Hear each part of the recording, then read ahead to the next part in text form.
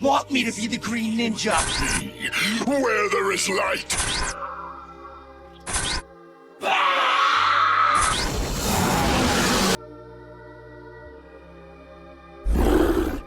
اهلا شباب، كلنا شفنا نينجاجو واحنا صغيرين، بس يا ترى انتوا وقفتوا مشاهده عند انهي جزء؟ هل جزء الاشباح ومحاربه مورو، ولا جزء النندرويد وهما بيحاربوا النينجا ولما سافروا للفضاء، ولا جزء الجن ناداكان، ولا انت كملتوا مشاهده لحد موسم نهوض التانيين؟ المهم في السلسله دي هنلخص نينجاجو من الموسم الصفري لحد نهوض التانيين، فقبل البدء ما تنساش اللايك والاشتراك ويلا نبدا. وخلينا نبدا بالموسم الصفري اللي بنتعرف فيه على اول نينجا، وبيكون في محل حداده سابهوله والده، وبيكون مع اخته الصغيره، وبيكون اسمه كاي، واخته نيا اللي على الرغم انها اصغر منه لكنها اذكى منه بكتير. بنعرف من كلامهم ان والدهم مفقودين وهم عايشين لوحدهم من فتره. بيجي بقى راجل عجوز وبيكون اسمه المعلم وو، وبيتكلم مع كاي. فجاه بتهجم عليهم عربات الهيكل العظميه. كاي بيحاول يحمي نيا ولكن الهيكل العظميه بتخطفها، وبيتدخل المعلم وو لكنه بينقذ كاي بس، وبيعرفوا ان الجماعه دول تابعين لجارمادون، وجارمادون ده هو اخو المعلم وو لكنه بقى شرير بسبب قصه غريبه كده هنعرفها قدام. المهم وو بيقول لكاي انه يدربه علشان يعرف ينقذ نيا لان الهيكل العظميه خطفوها. كاي في البدايه بيعاند لكنه بيوافق علشان ينقذ نيا.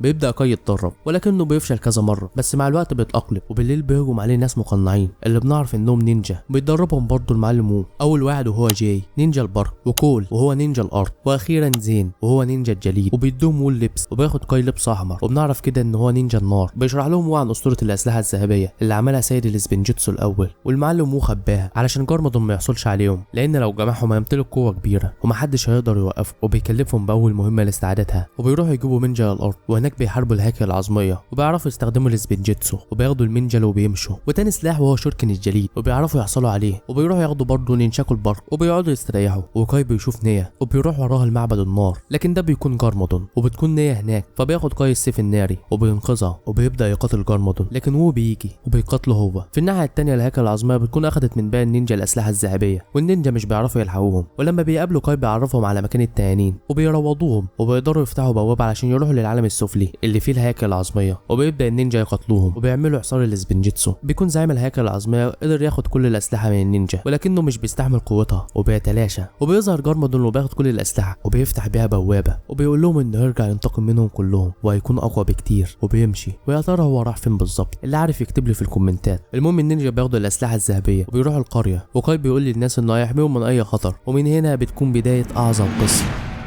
النينجا بعدها بيكونوا بيلعبوا، وبتجي لهم نيا وبتقول لهم ان جارمادون رجع. فبيروحوا كلهم القريه، وبيتفاجئوا بطفل بيكون اسمه لويد، وده بيكون ابن جارمادون، وبيكون قاعد يخوف الناس. وبيقول لهم انه يطلق عليهم السربنتين، وده المفروض نوع من الثعابين الاسطوريه كان موجود زمان، لكن اللي مع لويد ده بيكون مجرد لعبه. وبيعلقوا النينجا وهم مروحين بيلاقوا مخطوطه بتكون في شنطه المعلم وو، بتتكلم عن نبوه النينجا الاخضر وانه هيكون الاقوى فيهم وعنده قدرات خاصه. في الناحيه الثانيه لويد بيكون بيتمشى وبيلاقي بالصدفه مقبره السربنتين، وبيظهر له القائد بتاعها واللي بيحاول ينوم لويد مغناطيسيا، ولكن لويد بيوطي والتأثير بينعكس على قائد السربنتين، وبيتنوم هو مغناطيسيا، وبيكون تحت إمرة لويد، واللي بيأمره هو والجيش بتاعه يروحوا يدمروا القرية. خلينا نرجع للنينجا اللي بيكونوا بيحاربوا بعض علشان يعرفوا مين الأقوى فيهم، وهو اللي هيكون النينجا الأخضر. لكن كاي بيولع في المكان بالغلط وبيطفي المعلم وو، وبيعرفهم إن لويد رجع القرية ومعاه الثعابين. وبيروح النينجا بيلاقي القرية كلها متنومة مغناطيسيا، وبيبدأوا النينجا في محاربتهم. وواحد من الثعابين ده بيسيطر على كل مغناطيسيا، لكنه بيفوق وبياخد الصولجان بتاعه وبيحطه في النافورة، وبكده بيشفي كل الناس من التنويم المغناطيسي. بينما لويد وباقي الثعابين بيهربوا، وبيكون الثعابين كلها متضايقه بسبب انهم بيسمعوا اوامر الطفل ده، والقائد بتاعهم متنوم مغناطيسيا. ومساعد القائد اللي هو سكيلز بيكون متذمر جدا ومستني الفرصه عشان يحكم هو، وبيكون عنده سيطره على كول. في الناحيه الثانيه كلهم بيبقوا شاكين في زين وحاسين انه مش طبيعي لانه يعتبر ما عندوش مشاعر. وبيقابل زين غراب وبيروح وراه وبيوريه مقر الثعابين، وبيقول للنينجا عليه، وبيروحوا كلهم علشان يدمروه. لكن السربنتين بيكونوا كتار وبيتغلبوا عليهم، وكمان كول بيكون متنوم مغناطيسيا وبيقاتل النينجا. بس بيجي المعلم وو وبينقذهم وبيرجع كل طبيعته. لكن لما بيروحوا بيلاقوا ان الثعابين حرقوا بيتهم. لكن زين بيلاقي سفينه قديمه وبيقرروا يعيشوا فيها لحد ما يصلحوا بيتهم. في الناحيه الثانيه سكيلز بيرسم قائد الثعابين وبيحكم هو، وبيطرد لويد. لكن لويد بيسرق خريطه موجود فيها كل مقابر الثعابين السريه، وبيروح علشان يحرر تاني نوع. لكن بيعرفوه ان عددهم صغير ولازمهم ادوات كتيره، فبيروحوا لمكب النفايات، وبيكون اي حاجه بيعضوها بتتحول لمركبه حديثه. وبيكون عايش في المكب ده والدان جاي، وبيجي النينجا لكن لكن بيلاقي والدي جاي مربوطين والثعابين عضوهم وحولوهم لثعابين زيهم وبتبدا تهجم عليهم، لكن النينجا بتقدر تهزمهم وبياخد المعلم والصولجان بتاع القائد وبيعرف يشفي بيه والدي جاي، وهم مروحين بيعرفوا يشغلوا السفينه وبيطيروا بيها. بعد كده زين بيحلم بالغراب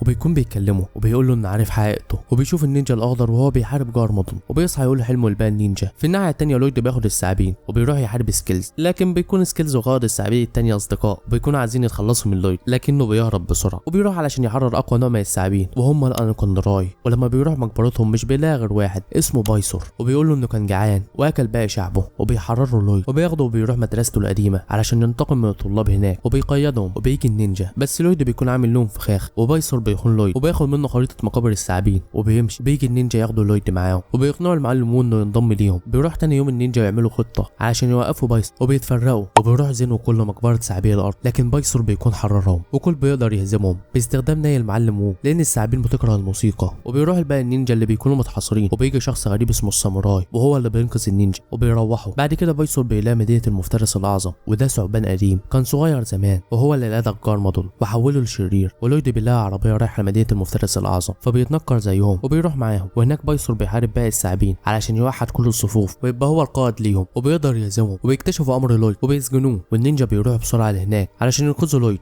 لكن بايسور بيسجنهم. فبيجي الساموراي وبينقذهم بس بيتعطل وبيسقطوا في الصحراء وبيسقط قايمه على الساموراي. وبنعرف ان الساموراي هو نيا وبتطلب منه انه ما يقولش لباقي النينجا على الموضوع. وبيرجع كاي للنينجا تاني وبيعرفهم المعلم على قصته مع جارمادون وانه السبب في انه اصبح شرير لانه اسقط سيفه بره البيت وطلب من جارمادون يجيبه، ولكن المفترس الاعظم بيلدغه. مع الوقت بيصبح شرير وبيعرفهم المعلم انهم لازم يكتشفوا قوتهم الحقيقيه ويمنعوا بايسور من انه يجمع الريش الاربعه علشان من خلالها هيحرر المفترس الاعظم وهو هيروح رحله وهيرجع قريب. وبيروح لمحل الشاي وبياخد منه شاي المسافر علشان يروح للعالم التاني وبيقابل جارمادون وبيطلب منه المساعده وبيقول له انه لويد في خطر والثعابين محتجزينه فبيوافق جارمادون يساعده. وبيروح النينجا يدوروا على الريش وبيجوا الغراب ده وزين وباقي النينجا بيروحوا وراه لحد ما بيوصلوا لمكان غريب وزين بيخش بيلاقي مخطوطه للغراب ده اللي بيكون آلي وبيلاقي برضه مخطوطه ليه، وهنا زين بيتصدم لحد ما بيجي النينجا وبيعرفهم انه آلي وعلشان كده تصرفاته مش طبيعيه وما عندوش مشاعر وبيشغل ذاكرته وبيفتكر والده وهو اللي اخترعه وبيكون هو اللي قفل زرار ذاكرته علشان ما يفتكرش حاجه. وبيطلع بره بيلاقي النينجا بتحارب كائنات غريبه وزين بيقدر يوصل لقوى الحقيقيه وبيهزم الكائنات. في الناحيه التانيه بايسور بيروح يجمع الريش واول ريشه بياخدها بسهوله وبيجي الساموراي عشان ينقذ النينجا، لكن بايسور بيكشف هويتها وبيقيدها في قطر الملاهي. بس جاي بيكتشف قوته الحقيقيه وبينقذها وبيقعد النينجا يفكروا ازاي ممكن يلاقوا الريش. وكل بيقول لهم ان الريشه التانيه بتكون عباره عن كاس في مسابقه بتقام في بلدته وبيكون ولد كول كسبها اكتر من مره، فبيروحوا لولد كول وبيعرفوه انهم عايزين الكاس فبيكون لازم انهم يكسبوا المسابقه وبيبدا يدربهم واللي بتكون مسابقه غناء وبيقدر النينجا يكسبوا المسابقه دي. بس بايسور بيهجم عليهم وبيوقع على ولد كول المصري وبياخد الريشه وبيمشي. وكل في الوقت ده بيكتشف قوته الحقيقيه وبينقذ والده وبيرجع النينجا للبيت وبيلاقي المعلم ورجع وبيكون معاه جارما وبيهجم عليه النينجا عشان بيكونوا فاكرين انه هيسرق الاسلحه الذهبيه، ولكنه بيكون جاي علشان ينقذ لويد. وبيروح لمكان الريشه الثالثه اللي بتكون في بركان وبيبدا النينجا يقتلوا الثعابين وكاي بيسقط الريشه من بايسور لكنها بتسقط في الحمم وبيكون البركان هينفجر. فبيكتشف كاي قوته الحقيقيه وبينقذ لويد، ولكن لسوء الحظ بايسور بيلاقي الريشه الثالثه طالعه من البركان وبياخدها وبيكون فاضل اخر ريش ويحرر المفترس الاعظم. في السفينه بيكونوا كلهم متجمعين وبيكتشفوا ان لويد هو النينجا الاخضر، وفي نبوءه بتقول ان النينجا الاخضر هيهزم سيد الظلام واللي هو جارمادون، وعلشان كده الامور بتتوتر بين جارمادون ولويد. بعد كده بيروح النينجا لمكان الريشه الاخيره ولكن بايسور بيكون هناك وعامل لهم فخ وبيسجنهم، لكن جارمادون بيجي ومعاه جيش الهياكل العظميه وبيقدروا يهزموا الثعابين وياخدوا منهم الاربع ريش وبيروحوا يحتفلوا. لكن بعد كده بيجي بايسور وبيكون مختفي وبيصل الريش كلها منت. بيحاول النينجا اللحاق به لكنه بيوصل لمكان تحرير المفترس الاعظم وبيحط الريش كلها وبيقدر يحرره. وبتبدا هنا الكارت. اولا المفترس بيلتهم المعلم وبيكون بايسور معاه وبيروح ورا النينجا وبياكل مركبتهم وبيعرف النينجا نقطه ضعف وهي فوق راسه، لكن المفترس بيروح لمدينه نينجاجو ولازم يلحقوه علشان كل ما بياكل بيزداد حجمه. وبيروح النينجا وراه وبيقابل جارمادون هناك وبيقول لهم انهم يحطوا الاسلحه الذهبيه علشان يقدر يقضي على المفترس الاعظم. في البدايه النينجا مش بيكونوا واثقين فيه بس هو مفيش حل تاني فبيعملوا خطه علشان يثبتوا المفترس الاعظم. وجارمادون بيطلع فوق مبنى وبيمسك الاسلحه الذهبيه كلها وبينزع على نقطه ضعف في المفترس الاعظم وبيقضي عليه تماما وبياخد الاسلحه الذهبيه وبيهرب. وبيكون المعلم لسه عايش وبيعرفهم ان نبوءه سيد الظلام قربت وبينتهي هنا عصر الثعابين. بعد كده بيرجع جارمادون يبقى قائد الثعابين وبياخد سفينه النينجا بيصلحها، بينما النينجا بيكونوا بيدوروا على مكان جديد علشان يسكنوا فيه بس بيكون ايجاره غالي وبيضطر النينجا يشتغلوا علشان يدفعوا ثمنه. وجاي بيكون موصل بيتزا والثعابين بتختطفه وبيروح النينجا وراه علشان ينقذوه، لكن بتكون بقى الثعابين راحت بيتهم علشان يخطفوا لويد لانه النينجا الاخضر ومش عايزينه يحارب جارمادون. جارمادون، لكن نيا والمعلم وو بينقذوه وبيرجع النينجا يتفقوا انهم هيقعدوا في شقه ارض علشان يتفرغوا لتدريب لويد وحمايته لحد ما يبقى نينجا في الناحيه كلها مع بعض، وبيخليها في صولجان وبتكون قوته رهيبه ويقدر تقريبا يعمل اي حاجه، وبالغلط بيتمنى عوده قرصان قديم اسمه سوتو وبيفقد جارمادون قواه، فسوتو بيسكنه هو والثعابين وبيروح سوتو علشان يسرق مدينه نينجا، وبيجي النينجا وبيتدخل معاهم لويد لكنه مش بيعرف يتحكم في قواه، فبينقلب الموضوع على النينجا وبيحاصرهم سوتو، بس بيجي الساموراي وبينقذهم وبيسجنوا القرصان سوتو. بعد كده بيجي لهم دعوه من مدرسه لويد القديمه فبيروحوا لها. في الناحيه الثانيه جارمادون بيكون مدرسه وبيقتلوهم هناك وبيكونوا في نفس قواهم، لكن بيتدخل لويد وباقي اصدقائه وبيساعدوا النينجا وبياخدوا على النينجا اللي عملهم جارمادون. بيلاقوا ان هي بتقول لهم ان جارمادون موجود في المتحف، فبيروحوا بسرعه وبيلاقوه بيرجع ديناصور قديم بواسطه الصولجان، وبسبب كده عمر النينجا بيصغر وبيبقى اطفال، فبياخدهم لويد لمحل قصص مصوره علشان يعرفوا معلومات عن الديناصور ده، وبيكون نوع قوي جدا لكنه مش بيطلع غير في الليل لانه بيكرر مش بتاثر فيه، وحتى لما لويد بيستخدم قوته مش بيقدر يسيطر عليها وبتنقلب عليهم. في الناحيه الثانيه المعلم وو راح لمحل الشاي علشان المشكله هنا ان لويد كان معاهم، فبيأثر فيه الشاي وبيكبر مع النينجا، وبما ان عمره كده كبر يعني خلاص نبوة محاربه سيد الظلام على الابواب، وبيروحوا البيت وبيدربوا لويد اللي بتكون قوته زادت جدا بسبب انه كبر وبقى اقوى من النينجا كلهم. راحوا كلهم لمدينه الثعابين وبيلاقوا جارمادون بيفتح بوابه زمنيه علشان يرجع في الوقت ويهزم النينجا قبل ما يصبحوا نينجا، وبيضطر النينجا يروحوا وراه، لكن المعلم وو بيحذرهم انهم ما يلعبوش في اي حدث لانه هيغير المستقبل. وبيرجعوا لما كاي هجم عليه اول مره جيش الهاكر العظميه، لكن المره دي مش بيخطفوا نيا، فبيرجعوا تاني للماضي علشان يصلحوا الاحداث، وبيكون جارمادون بيتعاون مع نفسه في الماضي، وبيرجعوا للمكان اللي كان فيه السيف الناري بتاع كاي، وجارمادون بيحاول يعطل النينجا وبيقترح زين على النينجا انهم يدمروا الصولجان الذهبي، وبكده كل حاجه ترجع لطبيعتها، فبيستخدموا الاسلحه الذهبيه وبيدمروه فعلا وكل حاجه بترجع طبيعيه زي الاول، وبيرجعوا كلهم للمستقبل.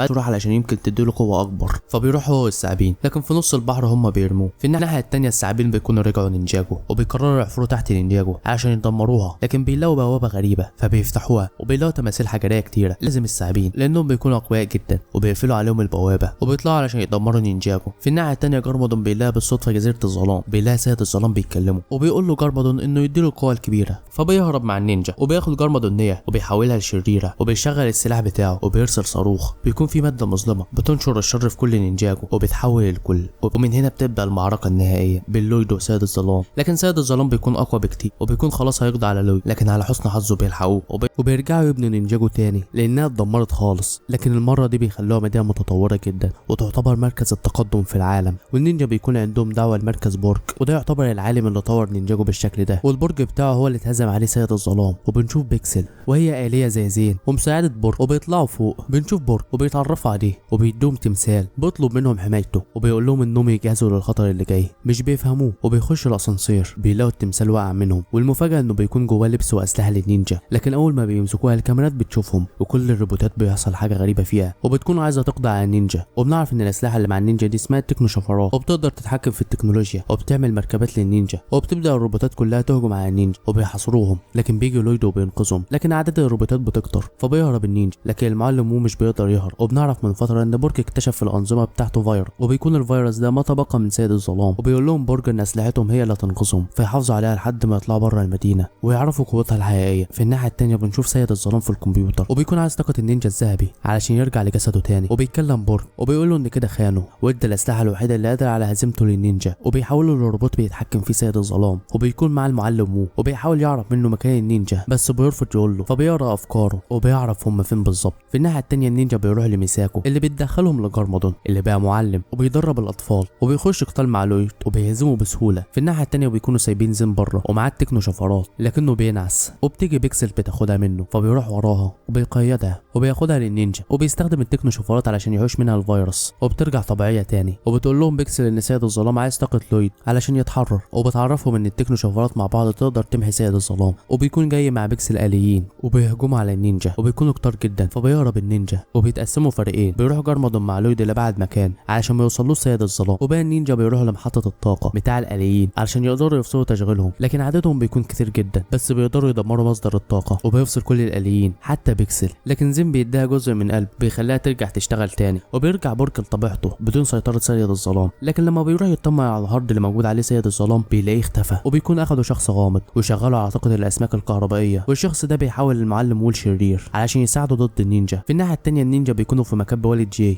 وبيكونوا عايزين يصنعوا مركبه تساعدهم، فبيجي لهم المعلم وو وبيبدا يقاتلهم لكنهم بيكونوا هينتصروا عليه، لكن بيجي الشخص الغامض ده وبينقذه. في الناحيه الثانيه لويد وجارمادون بيجي لهم غراب زين وبيقول لهم لهم اللي بيحصل معاهم. لكن الغراب ده بيكون الشخص اللي غامض دمها القرن وبيعرف مكان لويد، وبيروح يجمع اسماك كهربائيه كتيره علشان يمد سيد الظلام بالطاقه، وبيروح يهجم على لويد. وبنكتشف ان الشخص ده هو بايسور، وبيكون لسه ما ماتش ولونه اتغير بسبب الحمض بتاع المفترس الاعظم. المهم بياخدوا جارمادون، فبيستسلم لويد علشان والد، وبيرموا جارمادون في البحر، وبياخدوا لويد علشان يمتصوا طاقته. في الناحيه التانيه برج بيكون بيستخدم طاقه زين علشان يرجع التكنولوجيا بتاعته تشتغل، وبيقول لهم برج انهم لازم يدخلوا عالم سيد الظلام علشان يقدروا يهزموه. فبيوافق النينجا وبيدخلوا العالم الافتراضي، وبيكون المعلم وبايسور جايبين جيش وبيهجموا على مكان برج، وبتحاول نيا وبرج يلهقهم لحد ما النينجا يقدروا يعيدوا تشغيل النظام علشان يقدروا يمحوا سيد الظلام. وبيعرف سيد الظلام انهم في العالم الافتراضي، فبيحاول يقضي عليهم، لكن بيكسب بتخترق نظام سيد الظلام وبتنقذ النينجا. وبيروح لمكان اسمه مركز التفعيل، وبيحطوا فيه التكنو شفرات، لكن بيظهر لهم سيد الظلام، والشفرات بتديهم طاقه معلم الاسبنجيتسو الاول اللي من خلالها بيقدروا يهزموا سيد الظلام. في الناحيه التانيه بيرجع المعلم لطبيعته، وبيكون لويد هرب،